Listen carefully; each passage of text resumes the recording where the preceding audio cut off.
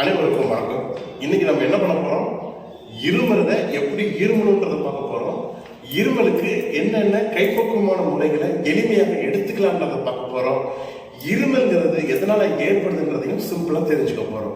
எனக்கு கோவிட் டைம்ல பார்த்தா எங்க பார்த்தாலும் இருமல், யார் இருமலாலுமே நமக்கு பயமா இருக்குது. இருமலின் மூலமாக, டிராப்லெட் இன்ஃபெக்ஷன் மூலமாக, நீர்த்துளிகளின் மூலமாக பரவக்கூடிய வைரஸ் தொற்றினால் பாதிக்கப்பட்டுருவோமோ என்ற ஒரு அச்சம் நம்ம எல்லாருக்குமே இருந்துட்டு இருக்கனால இருமும் போது, நாம் இருமினாலும் நம்ம நண்பர்கள் இருமினாலும் என்ன பண்ணணும் பார்த்தீங்கன்னா, தும்மல் வந்தாலும் இருமல் வந்தாலும் அடக்கக்கூடாது. கண்டிப்பா இருமித்தான் ஆகணும்.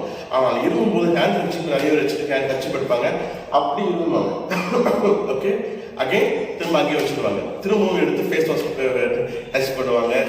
அந்த மாதிரி பண்ணும்போது அது வந்து சரியான முறை கிடையாது. அப்ப எப்படி சரியாக இருமல் பார்த்தீங்கன்னா, நீங்க ஒரு ஃபுல் அண்ட் போட்டுருக்கீங்க, இப்போ இருமல் வருது, என்ன பண்ணணும்? ஓகே, இங்க பட்டாச்சு. நெக்ஸ்ட் டைம் இருமல் வந்துருச்சு, தேர்ட் டைம் இருமல் வந்துட்டு இறக்கிட்டேன். ஓகேங்களா,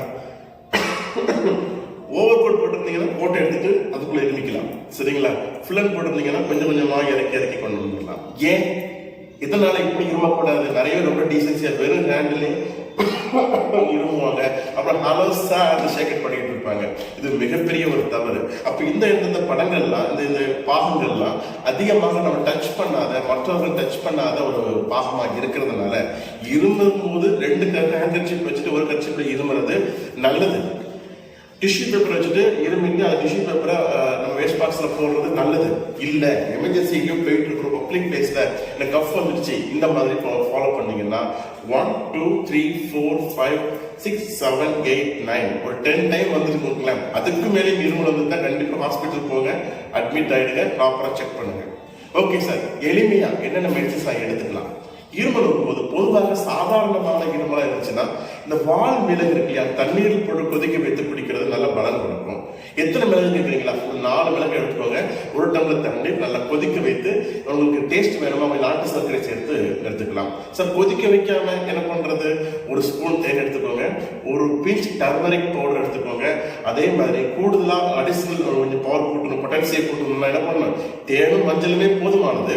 கூடுதலா பவர் கூட்டுறதுக்கு 1 பிஞ்ச் இந்த பிளாக் பெப்பர், நல்ல மிளகு கொஞ்சம் சேர்த்துட்டு அது கொஞ்சம் கொஞ்சமா லிக் பண்ணி சாப்பிட்டா மிகச்சிறந்த பலன் கிடைக்கும். சரி, தேனும் எடுக்க முடியாது, கொதிக்க வைக்க முடியாது, சிம்பிளா எனக்கு இருமல் நிப்பாட்டணும். என்ன பண்றது? சாதாரண இருமலாக இருந்தால் கடுக்காய் தோடு, ஓகேங்களா, சும்மா வாயில போட்டுட்டு வெண்ணுட்டே இருங்க, அது உமிழ்நீரை மட்டுமே உள்ளுக்குள்ள முழுங்கிட்டு இருங்க. இல்ல எனக்கு கடுக்கா வந்து தோற்பா இருக்கு சார், அது எனக்கு பிடிக்காது, எனக்கு இனிப்பா வேணும், என்ன பண்றது? அதிமதுரம் பேர் நாட்டு மருந்து கடைகள்ல கிடைக்கும். அதுக்கு பேரே என்ன? அதி மதுரம். மதுரம்னாலே இனிப்பு, அதினா அதிகமான இனிப்பு உள்ளது. சர்க்கரை வியாதிக்காரர் சாப்பிட்டாலும் அந்த சர்க்கரையை கூட்டாதது. கிளைசேச கிளாப்ரா, ஓகேங்களா, அற்புதமான ஒரு மூலிகை. தொண்டி சம்பந்தமான வறட்சிக்கு, இருமலை நீக்குகின்ற, சுவை உணவை தூண்டுகின்ற, மிகச்சிறந்த உடலினுடைய வெப்பத்தை தணிக்கின்ற ஒரு அற்புதமான ஆற்றல் வாய்ந்த மூலிகை அதிமதுரம். இதை நம்ம பயன்படுத்தலாம். இதையும் மீறி இருமல் வந்துருச்சுங்க, இருமல நிறைய வகைகள் இருக்கு. த்ரோட்ல இருந்து வரக்கூடிய இருமலுக்கு இந்த மெத்தட் போதுமானது. நெஞ்சிலிருந்து வருது சார், அடியாளத்திலிருந்து வருது, என்ன பண்ணணும்? இனி வரக்கூடிய பதிவுகளை ஒவ்வொன்றாக பார்க்கலாம். என்றும் நலமுடன் வாழ அன்புடன் டாக்டர் சுந்தர் பரமார்த்தலிங்கம். நன்றி.